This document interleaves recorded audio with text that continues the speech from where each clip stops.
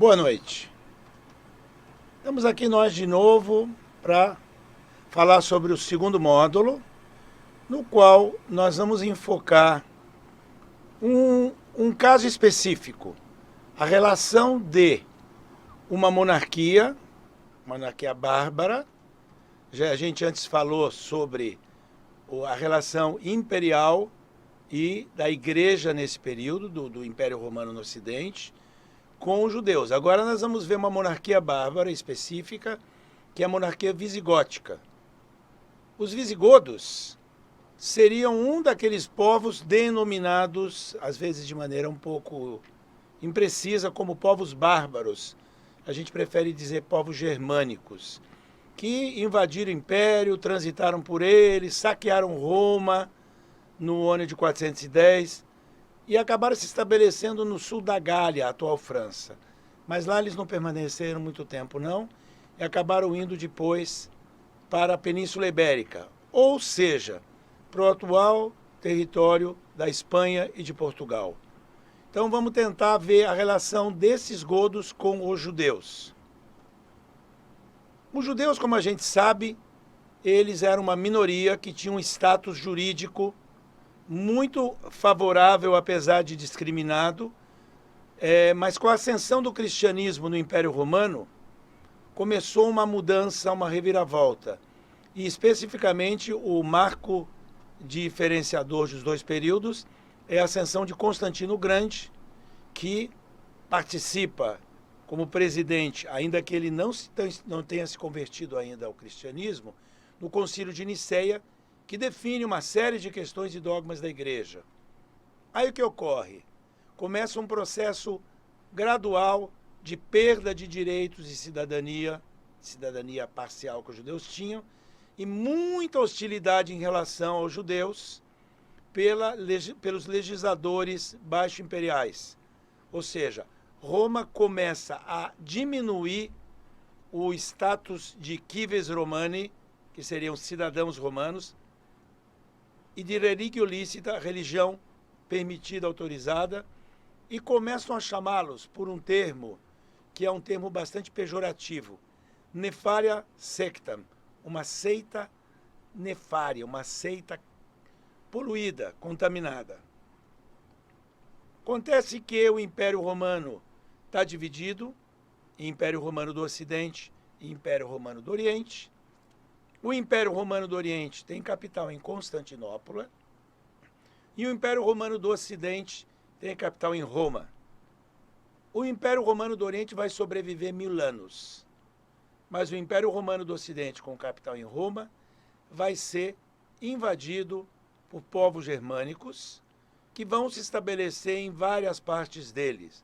Os ostrogodos, na Península Itálica, os vândalos, no norte da África, os suevos, no norte da Península Ibérica, os visigodos, inicialmente no sul da Gália, atual França, mas em seguida na Península Ibérica, no atual Espanha e Portugal, que são os que nos interessam, e finalmente os francos, que inicialmente se estabelecem no norte da Gália, pois acabam ocupando toda a região da Gália, fazendo um reino bastante extenso. Mas nós não vamos discutir sobre esse, nós vamos falar sobre os visigodos.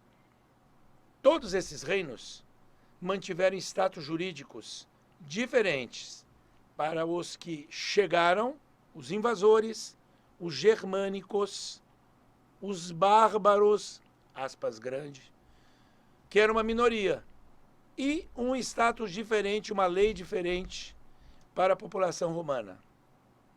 A parcela germânica da população, os invasores, é regida pelo direito consuetudinário. Isso parece até um palavrão, mas não é não. Seria um direito tradicional não escrito, que vigorava entre os povos germânicos.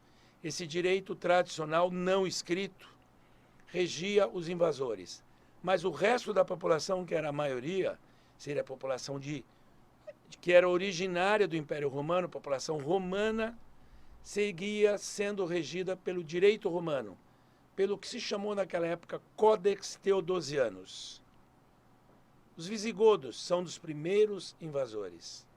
Eles inicialmente lutam contra os romanos, derrotam os romanos, e acabam chegando depois de algumas décadas em Roma, na capital. Roma era uma cidade que nunca tinha sido tocada desde a época da República. E eles saqueiam Roma. Mas eles não ficam por lá, não. Eles acabam indo na direção da Gália, França atual, e lá no sul da Gália, eles criam o primeiro reino deles. Depois eles têm uma guerra com os francos, são derrotados, e eles fogem para a Península Ibérica, atualmente Espanha e Portugal.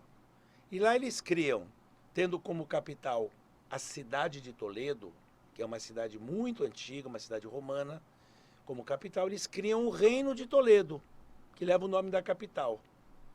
Eles são uma minoria, mas permanecem ali e governam aquela região por 2 séculos. Nesses 2 séculos, eles vão criar uma série de instituições que irão influenciar a história da Península Ibérica, a identidade coletiva dos ibéricos, tanto a atual Espanha ou a atual Portugal, se veem como continuação do reino visigótico, tá? E eles vão ter uma influência muito grande. E no que tange ao nosso problema, a questão judaica, eles terão também muita importância. Os habitantes da região eram romanizados, ou seja, falavam o latim, a maioria deles, eles tinham a cultura romana e eles eram cristãos católicos. Os visigodos, que invadiram a região, eles eram minoria, eles eram germânicos. Eles já tinham uma certa noção do latim, mas eles falavam uma língua germânica. Um pouco diferente do atual alemão, mas que tem alguns vínculos com as línguas nórdicas e germânicas. Eles eram cristãos, mas não eram católicos. Eles eram de uma vertente denominada ariana. A diferença principal e fundamental era que eles não aceitavam a Santíssima Trindade. E também não aceitavam que Jesus fosse no mesmo nível que o Pai. Para eles, arianos, o Pai estava acima, o Filho, Jesus, e o Espírito Santo estavam abaixo. Eles eram abaixo numa hierarquia religiosa. Então, o Pai acima e o Filho, Jesus, e o Espírito Santo abaixo. Então, não aceitavam uma trindade igual. Então, eles não se misturaram, porque eles tinham uma cultura diferente, uma religião diferente. Então, eles tinham leis diferentes, origens diferentes, línguas inicialmente diferentes. Eles aprendem o latim, vão acabando aprendendo o latim falado ali, que era um latim já específico daquela região. Mas eles têm uma religião diferente que atrapalha mais ainda. E isso faz com que haja um distanciamento. Mas isso apenas nas primeiras décadas. Como eles ficaram 2 séculos, eles começam a se aproximar da população. Começam a ver casamentos e outras coisas. Os judeus eram tratados de acordo com a lei romana. Essa lei romana, ela era vigente para todos os não germânicos, para os não visigodos. Ou seja, para romanos católicos, para pagãos, que ainda existiam, e muitos, principalmente nas regiões mais isoladas, e para os judeus. Só os visigodos não eram regidos pela lei romana. Os judeus eram muito controlados, já que a lei romana já tinha sido influenciada pelo cristianismo. Mas eles tinham originalmente os direitos previstos na lei romana, como uma religião lícita, uma religião legal, mas com uma série de restrições que os imperadores católicos haviam legislado. Mas a situação dos judeus, ainda que tivesse piorado, ela ainda era razoável. A lei aos não visigodos estava numa coletânea de leis de origem romana, inspiradas nas leis do imperador Teodósio, chamado Código ou Codex Teodosiano. Essa coletânea, uma redução da lei romana, chamava Breviário, que era mais breve, Breviário de Alarico. Era uma síntese, uma simplificação da lei romana, e ela vigorava para os romanos católicos, para os pagãos e para os judeus. Óbvio, havia restrições aos judeus, as mesmas que a gente viu no módulo 1º. Eles não podiam converter não-judeus ao judaísmo. Tanto pagãos quanto cristãos não podiam ser convertidos ao judaísmo. Havia muito controle disso. Os judeus não podiam ter cargos de poder. Não podiam ter, hierarquicamente, estar acima da população não judaica. Eles não podiam se casar e, por consequência, converter os seus cônjuges não judeus ao judaísmo. E eles eram proibidos de ter escravos não judeus, porque o senhor pode converter o escravo. E havia diversos tipos de penas para os judeus que estavam previstas e definidas pelo Código Teodosiano e nessa redução pelo Breviário de Alarico. As relações entre os judeus e os cristãos parecem que eram muito boas.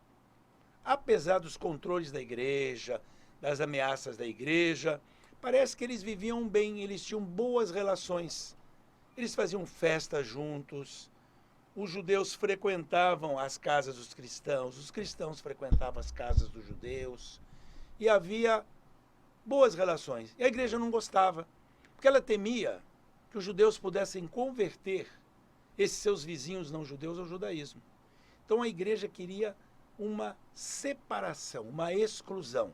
Um exemplo ainda é anterior ao Constantino. Teve um concílio na Península Ibérica, numa cidade chamada Elvira, que ficaria no centro-sul da Península Ibérica, próximo à atual fronteira com Portugal, no ano 306. E a proibições principais eram não fazer ceias comuns. Os judeus faziam festas muito alegres e regadas a vinho, e os cristãos gostavam de ir, os judeus recebiam na boa. Proíbem essas ceias comuns. Se isso é obedecido ou não, a gente não tem certeza. Mas parece que não é obedecido. Depois, os judeus eram convidados para abençoar os campos dos cristãos. Ora, cristãos têm que convidar o padre para abençoar o campo, e não os judeus. Mas eles acreditavam que os judeus tinham poderes, que os judeus eram dotados de magia. Então chamavam eles para abençoar os campos. E a igreja fica furiosa com isso. Se é para chamar alguém, chame os padres, não chame os judeus. Mas parece que continua havendo um pouco disso. Casamentos mistos, isso a gente já falou. Judeu casar com não judeu e converter o cônjuge não judeu ao cristianismo.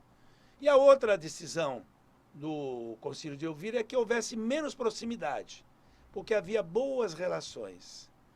Apesar disso, os judeus mantiveram a sua autonomia, seu direito de se autogovernar, e continuaram nas suas comunidades se regendo pelas leis judaicas.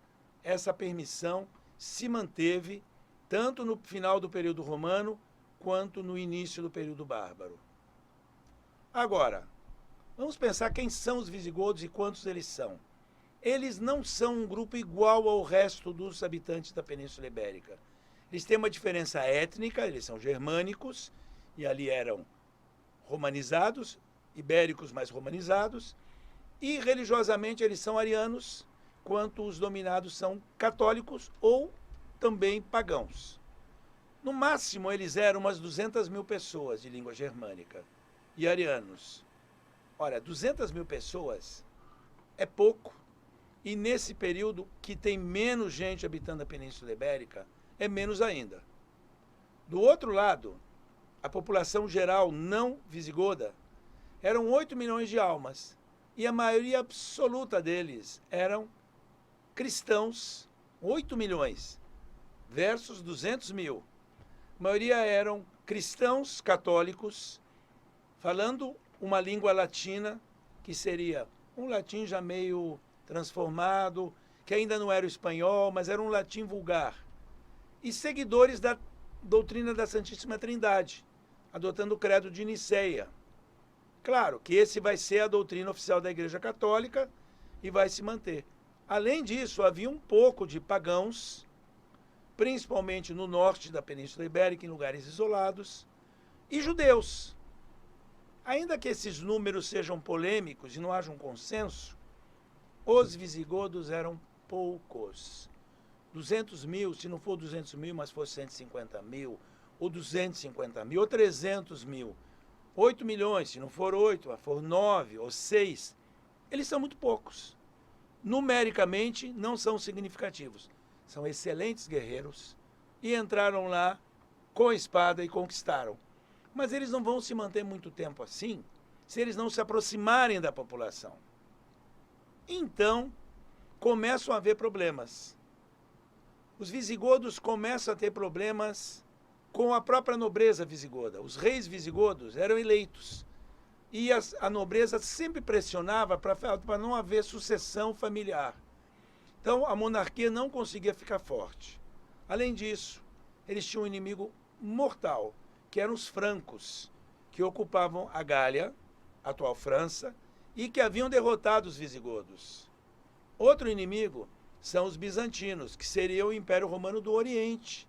A gente chama de bizantinos agora, mas seria o que sobrou do Império Romano lá em Constantinopla e região, que estavam querendo voltar para o Ocidente. Então, eles ficam com receio e resolvem se aproximar dos dominados, dos habitantes romanizados ou de origem romana, católicos, que viviam na Península Ibérica. A maior parte daqueles 8 milhões. A grande virada ocorre quando ascende ao poder um rei chamado Recarredo. Esse Recarredo, o pai dele era um rei ariano. O irmão dele já havia se convertido ao cristianismo católico e se revoltado contra o pai. Só que o pai reage, luta contra o primogênito e o derrota. Mas o pai, eu acho que antes de morrer, se dá conta que não dá para manter os visigodos no arianismo. E provavelmente, a gente não tem nenhuma evidência histórica, isso faz o Recarredo pensa, ou ouve até do pai, que o negócio é adotar o cristianismo católico. O pai morre, o pai acaba de morrer 10 meses depois, ele já está dialogando com os bispos e não demora muito, ele adota o catolicismo, o cristianismo católico, com a trindade como um elemento crucial, a ideia de Pai, Filho e Espírito Santo no mesmo nível, como religião oficial do reino. E faz um acordo. Ele se aproxima dos bispos católicos e unifica a religião católica como uma religião oficial do Estado. Claro, vai haver resistências pagãs em alguns lugares, mas de uma maneira geral se cria uma unidade religiosa com uma monarquia visigótica católica.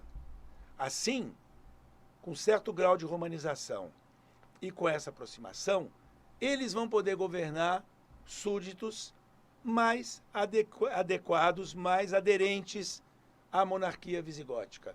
A monarquia visigótica passa a ser a defensora do cristianismo católico. E os bispos gostam. Os bispos que eram arianos, eles acabam se tornando bispos católicos também, para adequar, para ninguém ficar mal nisso. E então está começando a se resolver a questão e está começando a haver uma certa unidade. Mas quem era diferente, a gente já sabe. Criam uma reunião que já existia, os católicos faziam concílios, e a cidade de Toledo era uma cidade central, como capital, e geralmente era lá que se fazia. Mas se faz um certo terceiro concílio de Toledo e se funda uma monarquia católica. 3 anos depois da ascensão ao trono do Recarredo. E em seguida vai se fazer um quarto concílio, uns 40 anos depois, quase 50, em que o bispo, que vai estar regendo isso aí, a gente fala já dele, ele vai definir que o rei é rei por vontade divina e intocável. Se Deus quer ele como rei, ninguém pode derrubar ele. Era uma maneira de fortalecer a monarquia. É assim que se cria uma aliança, em algumas décadas, entre, de um lado, rei e, de outro, igreja. E, claro, se ajudam. A igreja é protegida pelo rei e o rei é considerado sagrado para a monarquia.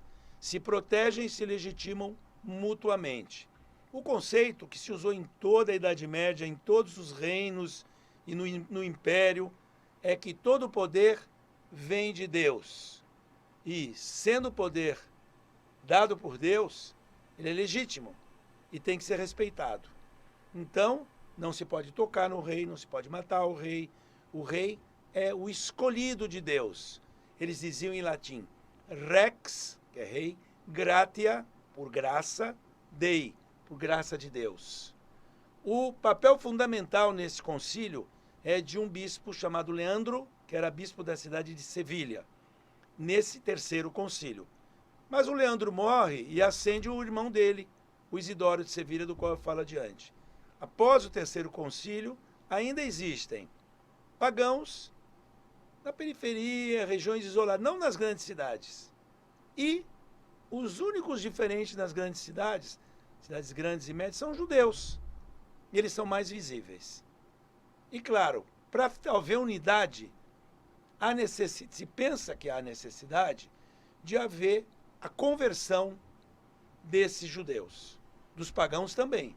Mas é mais difícil dos pagãos, porque eles estão dispersos em lugares isolados, montanhas, florestas, e aí é mais difícil de atingir. Então começa uma campanha de evangelização, que seria converter ao cristianismo. E uma legislação mais acentuada, que vai de contra da oposição dos judeus e desses pagãos. Nesse concílio se define algo que já é semelhante ao que estava definido na lei romana, mas indo mais longe. Proibir que judeus casem com mulheres cristãs, ou que possuam concubinas, que seria uma espécie de segunda esposa semi-oficial. Mas o diferencial agora é que, se já tivessem casados, se tirasse deles os filhos e essas esposas e se batizasse esses filhos no cristianismo católico. Claro, desfazer esses casamentos, converter, batizar os filhos e tirar as mulheres ou as concubinas desses judeus. Isso é uma conversão forçada. É o primeiro momento de uma conversão forçada. Por quê? Ou o judeu se converte ou ele perde os filhos e a esposa. E se ele não se converte, o filho vai ser convertido. Isso é uma prévia das conversões forçadas. Isso, claro, só acontece no reino visigótico. Só que o Agostinho, que a gente falou no primeiro módulo, ele dizia: há que se fazer projetos de conversão, evangelização, mas não à força. Nem o Papa Gregório Magno, nem o Agostinho de Hipona, que são os grandes pensadores da igreja nesse período, propunham violência e forçar a conversão. Então esse é um grande diferencial. Esse é um ponto muito agudo das relações nesse período. O que se proíbe também? Posse de escravos cristãos para evitar que os circuncidasse. Mas isso já havia. E também se proibia os judeus de manter escravos pagãos. Isso não se proibia nessa época. Isso acabaria com a economia dos judeus. Há diversas hipóteses de historiadores que isso depois é tirado, ou que se mantém, que o judeu suborna o rei Carredo e ele libera, mas especificamente há uma lei que fica escrita, seja ou não cumprida. E aí vem reis intermediários, depois do rei Carredo, tem um filho do rei Carredo que é deposto por um golpe, tem 2 reis que governam, mas aí ascende um rei chamado Sisebuto. O nome dele é meio estranho, mas ele governou por uma década, de 612 a 621, e ele foi discípulo do bispo Isidoro de Sevilha. O Isidoro de Sevilha é um intelectual na sua época. Mesmo sendo membro da igreja, ele conhecia filosofia, ele conhecia muitas coisas que não eram especificamente da igreja. Esse intelectual se encontra com um bispo que também é intelectual. O rei era culto, isso é incomum. Bispos cultos tem muitos nessa época. Mas os reis normalmente eram guerreiros e eram analfabetos. Ele é culto, Ele é letrado e ele é escritor. E ele dialoga muito, muito com Isidoro de Sevilha. E um influencia o outro. Esse rei Sisebuto, ele se inspira no Império Romano, que ainda existia no Oriente, o tal Império Bizantino. Ele vê que lá no Oriente tem uma catedral bonita em Constantinopla, ele faz uma catedral igual em Toledo. Igual não, mas tenta fazer semelhante. E ele tem os bizantinos ali no sul da península, eles ocuparam lá uma cabeça de ponte no sul da península. E ele está com tudo, melhores condições para expulsar eles. Mas ele percebe que os bizantinos, estão lá no Oriente com problemas com os persas. Os persas tinham invadido Jerusalém, saqueado Jerusalém e roubado a Vera Cruz, que seria a cruz que eles acreditavam como verdadeira cruz na qual Jesus foi crucificado. E por isso, ele crê, o Sisebuto, que nós estávamos, naquela época, próximos do juízo final, porque está tendo uma luta em Jerusalém entre cristãos e pagãos, bizantinos, cristãos, e persas, pagãos. Então ele era muito religioso, muito místico, e aí ele olha para esse contexto e acha que o mundo está começando a se aproximar do seu final, do juízo final. E ele olha para os judeus de uma maneira escatológica, uma maneira assim, o mundo está acabando, para Jesus vir de novo, tem que converter os judeus. Essa é a escatologia cristã. Ora, converter os judeus se faz necessário, vamos convertê-los. E ele opta por um projeto de conversão. Ora, já havia muitas leis anteriores contra os judeus. E ele percebe que elas não são praticadas. E aí ele intensifica, torna elas mais rígidas. Uma das questões, parece que depois do rei Carreto se afrouxou na posse de escravos. E ele endurece. E ele começa a bolar um projeto de conversão dos judeus, por bem ou por mal. E ele achava que com isso ele aceleraria a segunda vinda de Jesus. E em 616, com 4 anos de governo, ele faz um decreto. Ou os judeus se convertem, ou eles abandonam a Espanha. Muitos judeus tinham terras, bens, escravos, uma série de coisas na Espanha visigótica. E eles não querem sair. Então eles se convertem. A gente não sabe a profundidade dessa conversão. Se foi para sobreviver, se foi oportunista, se foi falsa ou se foi sincera. Mas essa falta de informação não nos impede de pensar que havia gente que resistia, que nem todos foram sinceros.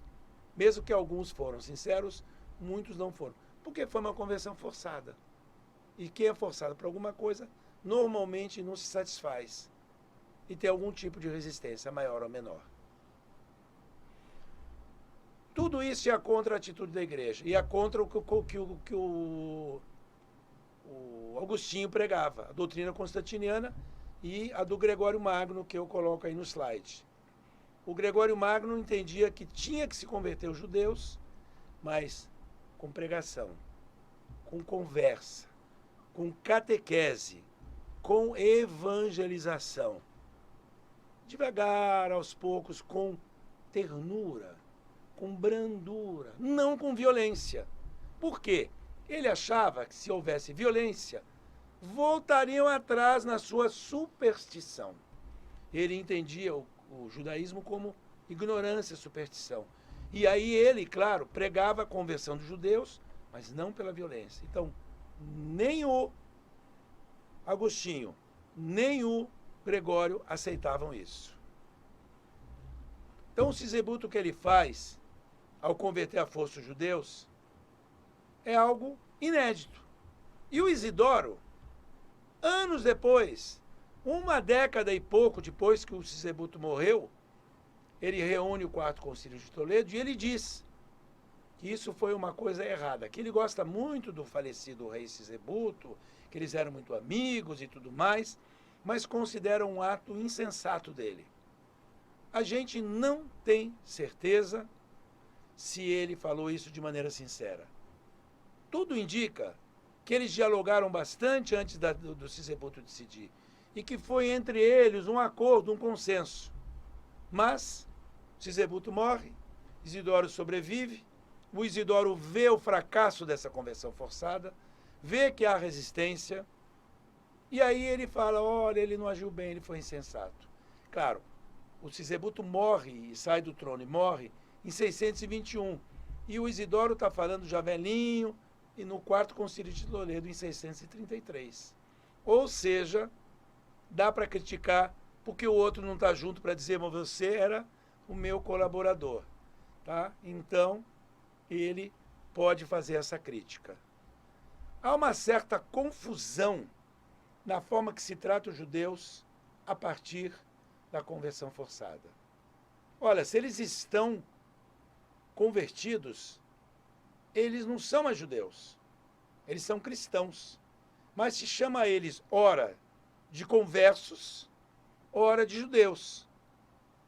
Se eles estão convertidos e seguem judeus escondidas, ou eles são novos judeus que migraram para o reino?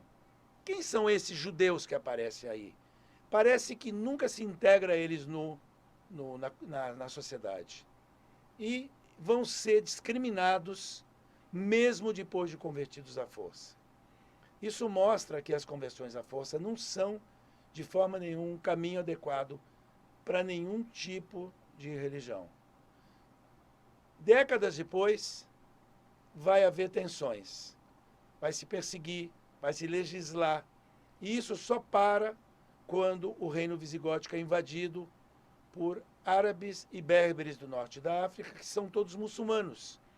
Esse exército muçulmano, composto por uns 20% de árabes, uns 80% de norte-africanos, berberes, vão ocupar a Península Ibérica, acabar com o reino visigótico e vão deixar os judeus seguir a sua religião. E aí eles voltam de novo, os descendentes daqueles convertidos à força. Então, não sei se eles continuavam às escondidas ou não no reino visigótico. Por que o Sisebuto fez isso? Por que ele foi contra as normas papais, o Papa Gregório Magno, contra Agostinho? Isso é estranho. E eu já tinha comentado anteriormente, e eu repito agora para que fique bem claro.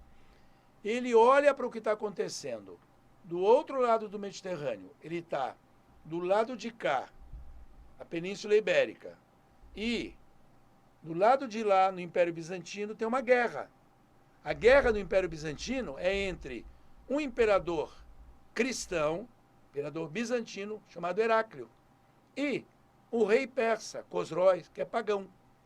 E nessa guerra, o Cosróis entra em Jerusalém, toma a cidade, saqueia a cidade e leva uma cruz que eles acreditavam que fosse a cruz que Jesus foi crucificado. A vera cruz, a verdadeira cruz. Ora, se essa cruz é verdadeira ou não, não tem muita importância. O importante é que eles acreditavam nisso. Eles entendem isso como uma profanação, uma violência.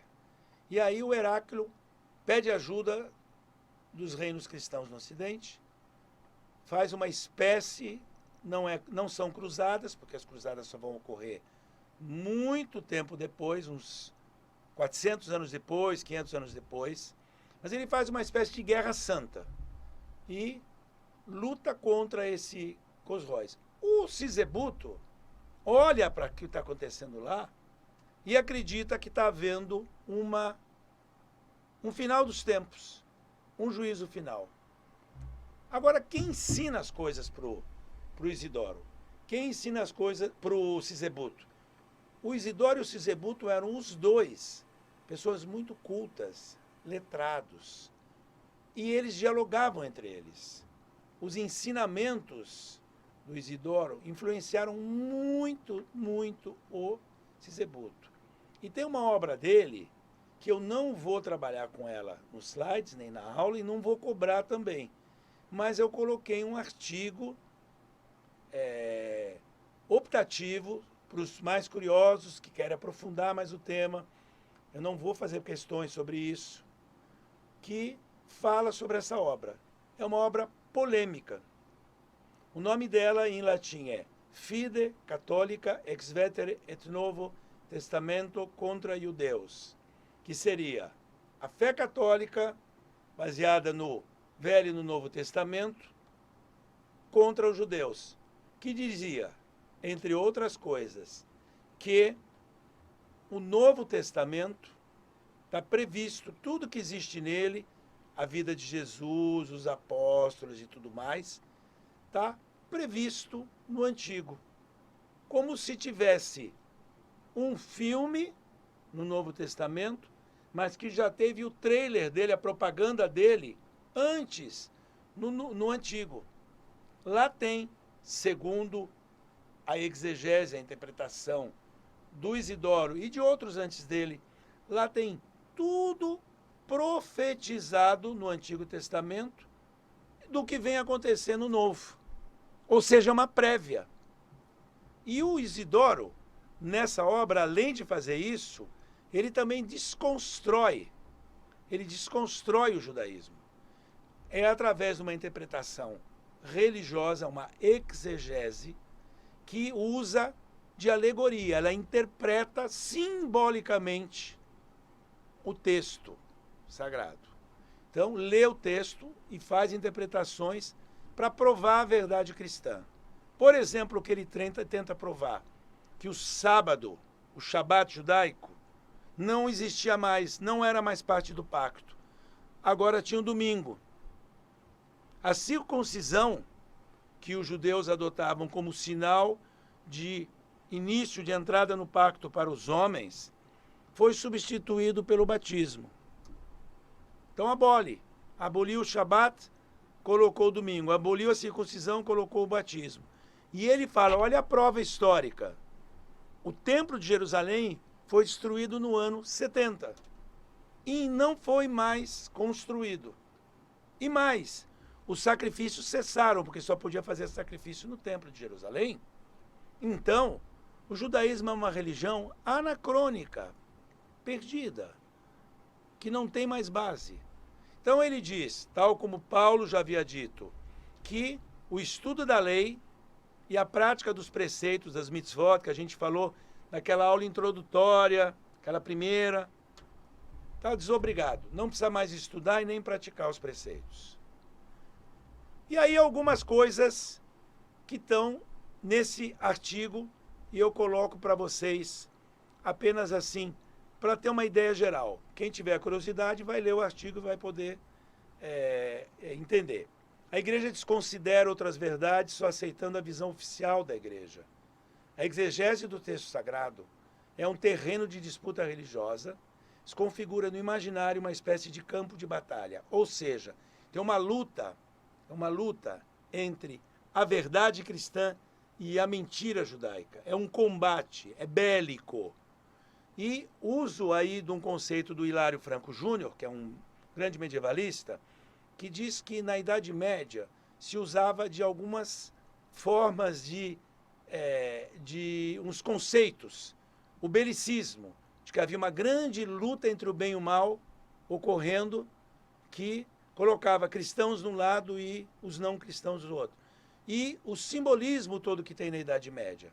Esses dois elementos, juntando com outros, explica a intensidade do conflito dos pensadores da igreja, dos padres da igreja, que a gente viu no módulo 1, com os opositores internos, arianos, por exemplo, os outros que eles chamavam de hereges, ou externos, neste caso específico, os judeus, mas também os pagãos e outros mais. Esses opositores são concorrentes, principalmente os judeus, à herança das Escrituras, e devem ser combatidos até o fim dos tempos, até o juízo final. Só depois que eles forem convertidos é que a redenção final viria. Então o cristianismo se colocou como missão converter os judeus. Os judeus eram condição sine qua non, sem a qual não ocorreria a segunda vinda de Cristo e o juízo final. Então isso explica toda essa campanha histórica para tentar converter os judeus. Terminamos por aqui. Foi muito, muito bom estar com vocês. Foi muito bom a gente poder conversar e dialogar. E a gente em breve faz a webconferência e esclarece eventuais dúvidas, mesmo dos textos que não são obrigatórios, como aquele texto opcional que eu coloquei. Boa noite, um grande abraço.